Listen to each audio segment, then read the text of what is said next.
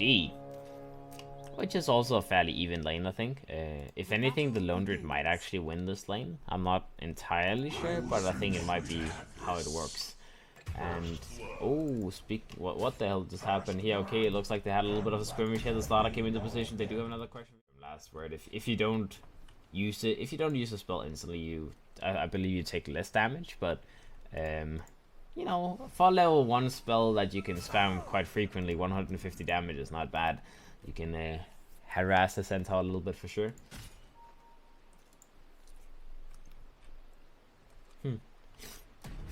Alright, the centaur gets jumped on. Stomp comes out. They will be able to get another jump here, and they should get this kill easily indeed. That is going to be happening. So the centaur drops down in this top lane as well. The Slaughter and the Silence are both still having enough HP. As for the moment, you know, you might have to use a couple hundred gold just to buy some healing salves or whatever to survive against this Cardle, because he is very, very annoying. And now the centaur goes back into the lane. The Keeper of the Light will make sure that he doesn't leech too much of that experience as well. And this is the glorious thing about having a Keeper of the Light in your lane. But speak about which, the centaur now gets jumped on by the lifesteal. The lifesteal does not care, and the last word comes out from the Silencer will be enough to get the kill on the centaur as he drops down. So in his own base, and I believe since the Silencer got the last hit, he still got the intelligence as well. Indeed, he's sitting on 8 intelligence, so it's kind of weird how that works. If you're not the one, you'll do a lot of damage with it.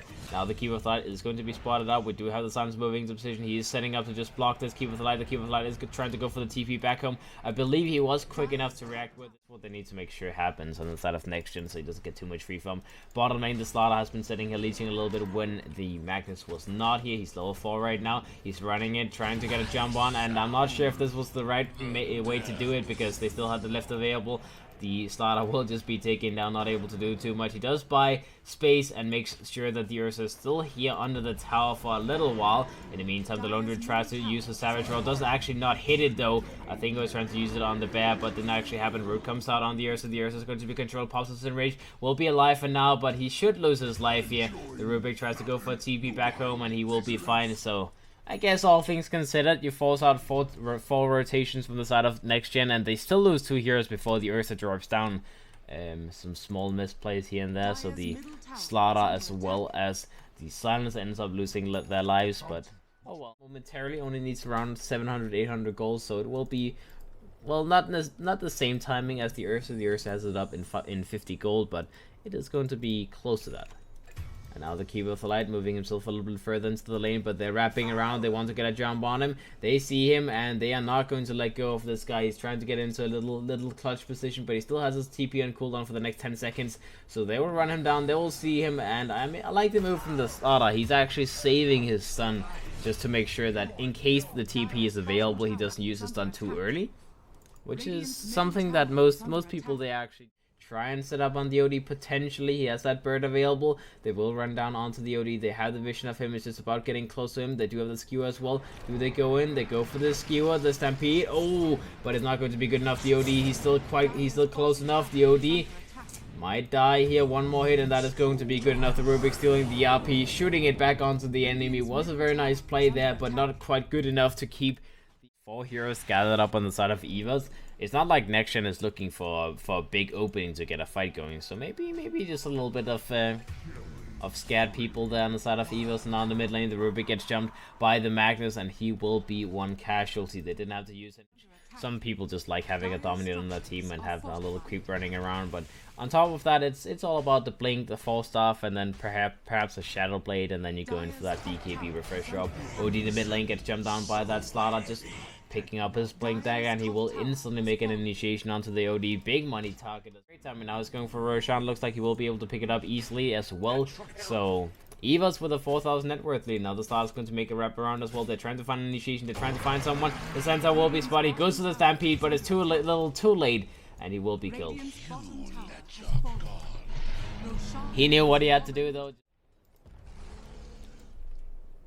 EVOS in the meantime, they in the bottom lane, they picked up a Veil on the OD, so they decided to just upgrade those that double null talisman thing and make it into an item. Might as well, I suppose. Might as well. They do have a decent amount of magical damage, so it's not a bad thing to have a Veil on your team. Also gives you a lot of armor, which is definitely useful on the OD top lane. Okay, the Rubik tried to TP in position, tried to just, you know, be the one who could maybe split push this lane and make sure that it doesn't get taken down, but in the meantime, be a thing. And well, you know, 50% damage reduction is always going to be nice. The Ursa does have that basher completed, and he is moving into a Mantis style next just so he can deal with the silence from NextGen's silencer. They keep both on the top lane. They get jumped by this little infest bomb, so the lifesteal does find enough. Does get control, double force off comes out. Looks like the Centaur may be able to survive. He does get Astral up as well, so the Rage is not going to do anything from the lifesteal. They're now looking to turn around. They're going with the Centaur. They try and go for a stomp. Not actually going to be hitting though, but they get the slaughter either way. He doesn't get a crush off. They go for the stomp, misses onto the lifesteal as the timing was off. The lifesteal will get a kill on the Centaur in the meantime. The lifesteal's not running down this OD. The OD will blink away, and here comes the Ursa. Here comes the pain as the lifesteal. One thing that can really just put an end to all the items he falls. Nothing else on top of that. The blink will be picked up by the Rubik now. The Centaur will pick up that Acronyms and 1000 gold. The OD is moving towards a Hurricane Pike upgrade for the 4-staff. And now we see the RP coming out onto the OD. They're using all the control on the OD, but the stolen RP comes out by the Rubik. This is a 5-man RP into a 5-man Illuminate Blast. This is looking good. The OD will go for a buyback. They want to defend this, but is it going to be good enough? Nice Astral on the Centaur, keeping him alive for now. They will go for the Infest Bomb. Oh, almost got the kill on the Centaur, but he got the blink away.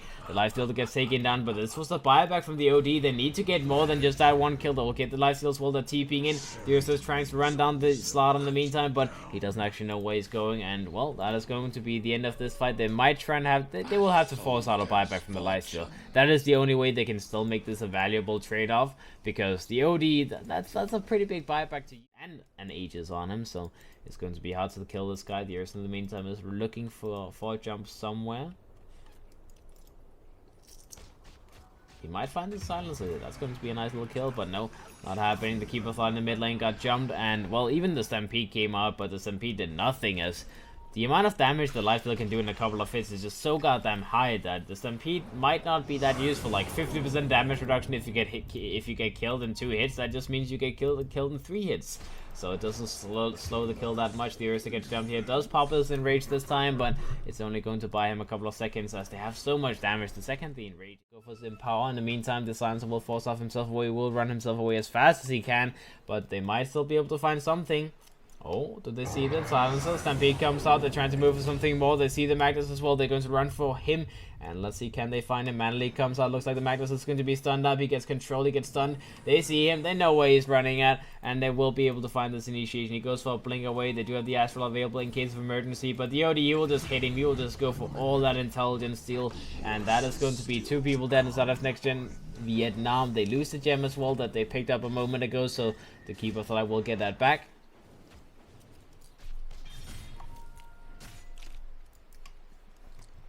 Alright, the start on Fest Bomb, just, you know, casually poking by, finding a Rubik.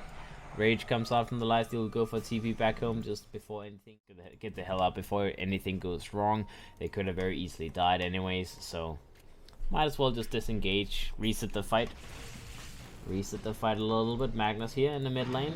Okay, a little bit in trouble. We'll go for the skewer away. Mana is now gone. Mana Leak is a dangerous spell after all, and he doesn't have a BKB or anything like that to deal with it. So whenever he gets Mana Leak, it's like, you know, just get the hell out, get the hell out. Rubik in the top lane gets jumped by the Slaughter. That is going to be another kill to the side of NextGen. Meantime, NextGen, they don't see this, but they're moving into the area. The Magnus is close by, shadow bladed up with the other Keep of the Light with a gem available though on the high ground to the CMO in the sidelines. We see the Stampede comes out. The lifesteal and the Slaughter went in. The Stampede is going to keep them alive for now, but the OD might be a little bit in trouble. He gets RP'd up by this Magnus. They have another RP available in a second. Do they go in for the second one? They only got a hit onto that OD, and the stolen RP comes out by Tuhoy as once again he steals it. He turns it around. The lifesteal is going to be taken down. The Silencer is also dead. NextGen, they've lost 2 core heroes. Oh well, yeah, they lost 2 good heroes. Painful. I'm not sure what's the most painful, and then shoot out another one, then it's pretty much the same thing as the early game where they couldn't deal with it, so that's nice. Centaur mid lane. Oh, painful.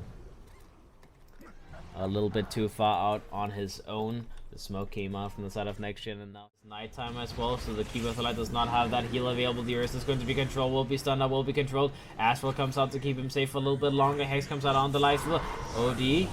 Oh, RP came out, didn't actually hit onto anyone big though, so that is not really going to do anything big. They have another RP available. Stampede comes out from the EVOS. Centaur, he bought back for the Stampede.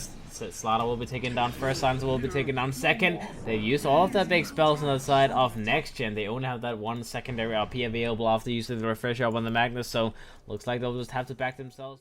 Complete it momentarily. He can complete whenever he wants to, and then he can send the Desolator onto the bears. Like I said, the Desolator doesn't really have too much value in this draft anyways, because they already have one in the lifesteal, so you might as well get something else. Infest Bomb comes out to get a jump on the Keeper of the Light. Astral comes out to save him, so he will be alive for now. Global Silence came out after the Stampede, so the lifesteal will not quite be able to get a kill here, but they get a 2-man RP off with a Magnus. He gets a jump. He has another RP available in 7 seconds. The OD is going to be focused down. Astral comes out, will keep him alive for now. Looks like the Magnus is not quite going to be able to get a jump on the OD. The OD gets a blink onto the high ground, will be alive for now. Tries to focus down the lifesteal, will get a kill on the lifesteal. The lifesteal drops down. Looks like the Thought is going to be the next one to drop. The Lone Druid tries to focus down the OD, but the OD goes for another self-astral. The Magnus is trying to get a jump on him, but the OD blinks away again, and that is going to be the Magnus dropping down. 5-man wipe on the side of NextGen, as they did not get that OD at all. Just, you know, Astral said, you know, the Desolator doesn't really have any place in this game because you have the lifestealers, that's so, but it feels like it's a waste of gold. Like, you could just give it to the bear, right? Alright, Infest Bomb comes out. Tuhoi is going to be taking down the Keeper of the Light. Doesn't have the vision available right now. Picked up an Ethereal Blade a second ago. That's an interesting item, but I guess, you know, when you're rich on the Coddle, then you might as well go for something like that. The OD gets jumped on. The lifesteal comes out, but instantly gets Hex. He does manage to get the rage off in time. The Slaughter got stunned by that Mana Leak as well, and he will be able to get away, but the lifesteal got taken down, and that was a buyback used earlier from the lifesteal, so him dropping is not good. Silence is now going to be taken down, and that is the second one to drop. NextGen, 2 heroes, none of them having buybacks available. Looks like next. Alrighty, let's see. They have Aegis, they have Cheese, and they are going for the final push. Let's see, the Ursa needs to be careful. He's not the one with the Aegis, but here comes the OD. He pops his ultimate. The Slaughter drops on instantly, as the OD still had 30 stolen intelligence, so that is a lot. That is a crazy thing. The OD does have a refresh up available as well, so double Hex, double Shivas, double ultimate from him as well. In the backlines to find the Rubik though, that is 1 gem on him. He goes for self-heals, will be alive for now, and the Slaughter is going to be run down in the meantime. The lifesteal will be focused on as well. They do have that secondary Stampede available if they need it. The lifesteal will be killed. Looks like the Slaughter will survive, and he will get himself away, but either way, they gave up the lifesteal again. Trying to go for that two-man lifesteal action. And again, they get punished because EVOS, they just turn around. They know that it's always going to be just the 2 of them. So if they can just send up all of their manpower onto those 2 heroes, they will win the game. GG gets called by NextGen, as they don't even feel like taking this fight. They'll just call it, not having the lifesteal available for the next 60 seconds. So GG gets called. That is it. Game 1 goes to the side of Team EVOS. We'll see what NextGen VietNam can do in the next game, as it is a best of 2 series, so they still have some hope to get some points from this little series. We'll see.